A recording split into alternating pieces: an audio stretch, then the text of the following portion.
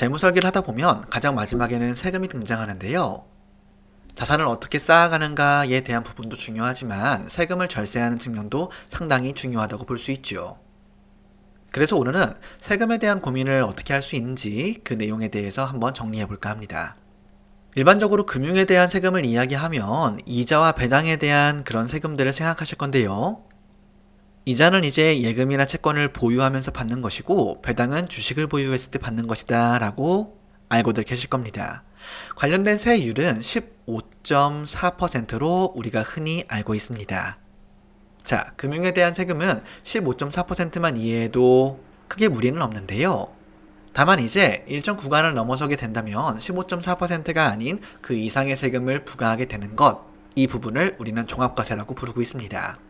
헌데 여기에 종합소득에 대한 내용을 보시면 사업소득에 대한 내용, 부동산 임대업도 사업소득의 일환입니다. 그리고 근로소득, 연금소득 이러한 내용들이 금융소득과 같이 합산이 이루어진다면 우리는 세율 구간이 더 커질 수 있다는 것에 대해서 한 번쯤 확인을 해봐야 합니다.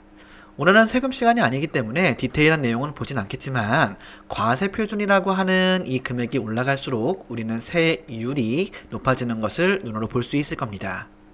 그래서 해당 부분을 우리가 염두에 두면서 투자를 해야 한다라고 기억해 주시면 좋겠네요.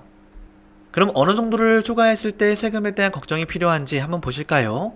이자나 배당으로 연간 2천만 원을 초과하게 된다면 이제 우리는 금융소득 종합과세라는 문제에 대해서 검토를 해봐야 할 겁니다.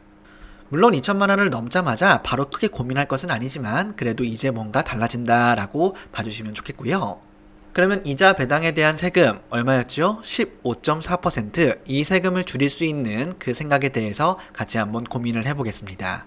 그리고 참고로 이자 배당은 보유를 함으로써 이제 얻는 금액이라면 사고 팔아서 벗는 이익도 있겠죠.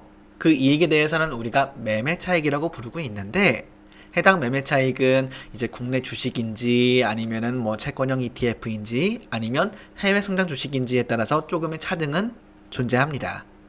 그리고 금융투자를 하시는 분들은 25년도에 들어올 금융투자 소득세에 대한 걱정도 있으셨을 건데요.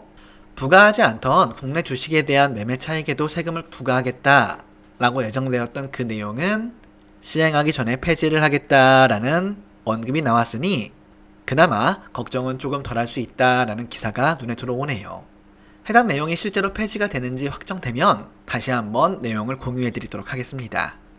어찌되었건 오늘은 이자 배당 소득세라고 불리는 15.4%였죠. 이 세금을 절약할 수 있는 대표적인 세 가지 계좌에 대한 소개를 드릴까 합니다.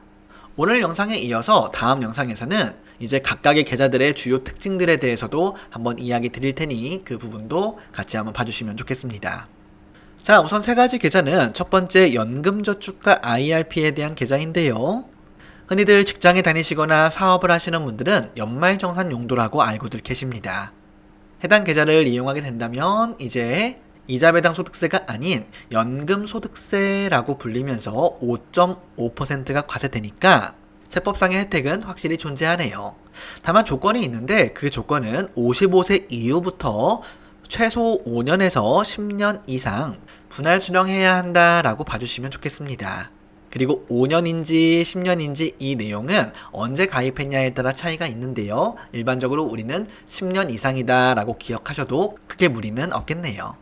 다만 주의사항은 무엇이냐면 55세 이전에 해지를 하거나 아니면 분할 수령하지 않는 상황이 발생하면 기존에 받았던 세금 혜택을 정부가 모두 환수해 갑니다. 그렇기에 55세 이후에 연금으로 활용할 금액만 연금저축과 IRP로 활용하시면 좋겠네요.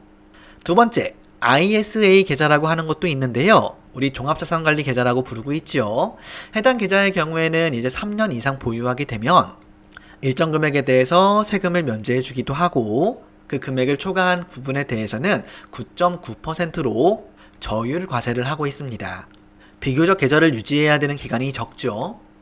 그리고 24년도에 들어서 해당 계좌를 조금 더 활성화시키겠다라고 하는 내용도 나오고 있습니다. 그 부분도 확정되면 다시 공유를 드리죠. 자, 마지막으로는 이제 보험사에서 가입하는 비과세 저축보험이라는 것이 있는데요. 해당 계좌 같은 경우는 10년 이상 보유하게 되면 수익금에 대한 세금을 전액 비과세 처리를 해줍니다. 그래서 생각보다 매력이 있다라고들 이야기를 하는 분도 계신데요. 다만 아쉬운 점은 이 상품을 판매하는 보험사가 차감하는 수수료, 사업비라고도 부르는데요. 그 비용이 상당히 높다라는 점도 주의를 해야 합니다. 그래서 해당 수수료를 낮추기 위해서는 이제 추가 납입이라고 하는 제도도 적극적으로 활용해야 되는데요. 이 부분은 한 편 한 편 내용에서 제가 상세하게 보여드리도록 하겠습니다. 오늘은 이렇게 세금을 절세하기 위해서 사용할 수 있는 주요 계좌들에 대한 특징을 알아봤는데요. 어떠한 계좌가 무조건 유리하다라는 것은 없습니다.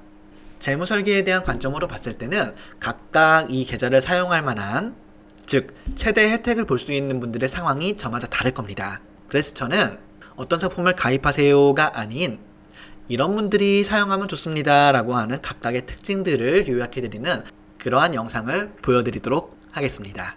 혹시 영상을 보면서 추가적으로 더 궁금하다라는 내용들이 있다면 댓글로 달아주세요. 그럼 제가 내용들을 더 상세히 풀어서 이해하기 쉽게 전달드리도록 하겠습니다.